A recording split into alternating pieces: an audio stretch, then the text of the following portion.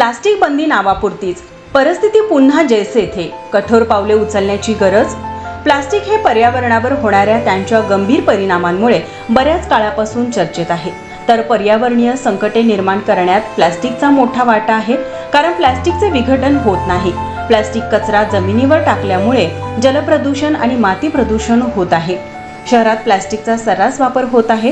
Plastic पिशव्यांमुळे शहरातील गटार तुडुंब भरलेले आहेत. रस्त्याकडेला पडलेल्या कचऱ्यामध्ये देखील प्लास्टिकचे प्रमाण जास्त आहे. तेथील रोज भरणाऱ्या बाजारात किरकोळ वस्तूंसाठी प्लास्टिकचा वापर होतो. अनेक बाजारपेठा, पर्यटन स्थळे, नद्या, कचऱ्या पेट्या अशा अनेक ठिकाणी प्लास्टिकचे प्रमाण वाढले आहे. प्लास्टिकच्या पिशव्या, प्लेट्स, कप, ग्लासेस, काटे चमचे, पिण्याचे स्ट्रॉ, सिगारेट पाकिट, प्लास्टिकचे झेंडे, मिठाई बॉक्स यांचा समावेश असतो. राज्यात प्लास्टिक बंदी घालण्यात आली असून शहरात सर्रासपणे प्लास्टिकचा वापर होत आहे. कारवाई फक्त नावापुरतीच होते. परिस्थिती पुन्हा जैसे थे आहे. शहरातील प्लास्टिक विक्रीवर लगाम लागावा यासाठी महापालिकेने जनजागृती करणे गरजेचे आहे. तसेच कोल्हापूरमध्ये प्लास्टिक कचऱ्याचे प्रमाण कमी करण्यासाठी आणि पर्यावरणपूरक पद्धतीचा अवलंब करण्यासाठी प्लास्टिक पुनर्वापर व्यवस्था सुधारणा करणं गरजेचं आहे. तसेच कठोर नियमांची अंमलबजावणी करणे आवश्यक आहे.